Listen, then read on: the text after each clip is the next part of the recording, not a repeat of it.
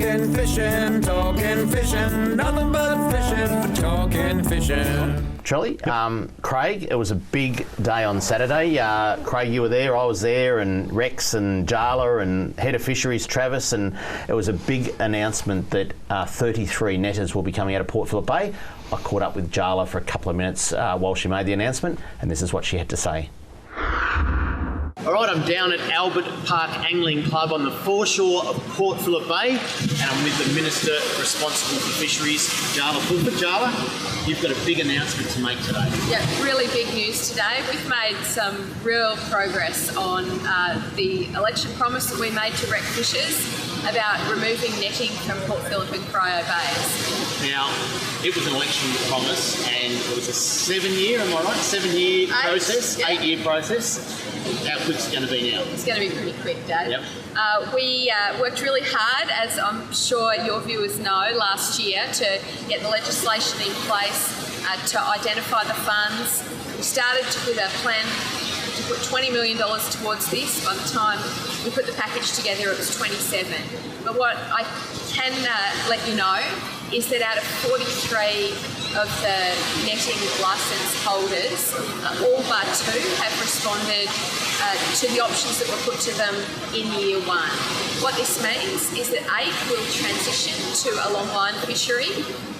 2 will make a call about what they want to do at some point in the next 6 or 7 years, maybe as early as next year, but 33 will be out in 5 weeks on the 1st of April.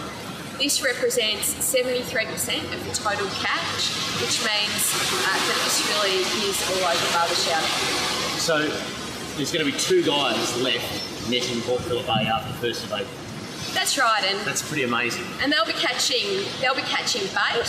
The 8 that will transition will still be there, but 33 out of 43 will be out in 5 weeks. I think this suggests that the work we did in putting together a fair package has hit the right mark, and we've worked really closely with these businesses, with these families. We've wanted to put together something that's fair and reasonable. We recognise it's a tough transition for them, but I think 33 in year 1 has absolutely exceeded our expectations. Absolutely amazing result. Port Phillip Bay will only be a better place for it.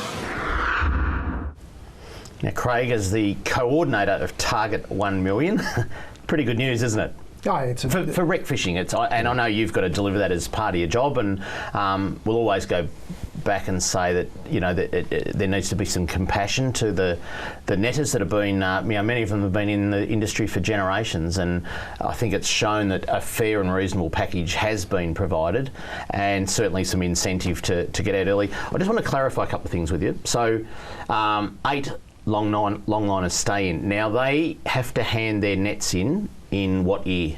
In 1st of April 2022. Basically, the transition occurs then. Yep. So there's only the 10 licence holders, the 8 who've elected to stay in the fishery and keep fishing into the future, yep. And those 2 that haven't made a decision on and they could make a decision. Do they have to time that for 1st of April of each year to hand that in, or can they just go any time they want? Every year from this year, yep. There'll be another opportunity. They're given another offer. But what happens is we front-ended the packages, if you like. The way this was designed to provide an incentive for early exit. Yep. Additional money was put on the table, and a 10% reduction each year. Yeah. So every year those 2 will have another option of whether they exit that year or stay on. So part of my role is I've worked with all these licence holders and a lot of intergenerational families in this fishery, and it's been a very difficult process for many of those licence holders. So I think we acknowledge that. Ultimately, this is a spectacular outcome for the rec sector, and that's really what the government's commitment was about. Now, I think Jaala mentioned in that interview that one of the netters predominantly fishes for pilchards, so he'll be still in there as a netter, but it will go in 2022.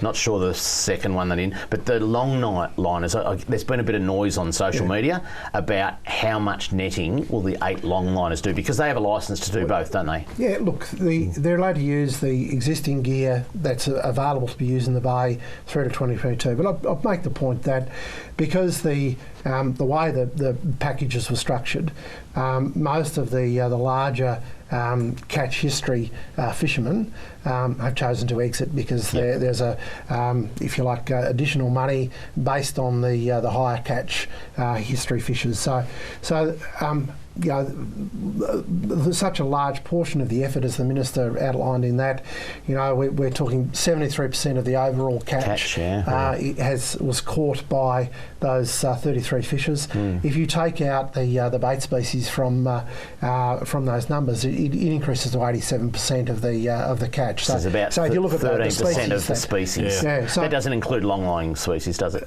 Well, that is the main, if you like, targeted species that Rex would like to catch. So it's a substantial amount of the effort, and we should remember that all of these licence holders that remain fishing will be under a catch cap, and that's one of the important things. So it's also input controlled now, as well as the output control. So there's a limit on how much fish can be caught. Very good. All right, that's a big day, April 1st, when 33 netters come out of the bay. Talking fishing, nothing but fishing, talking fishing.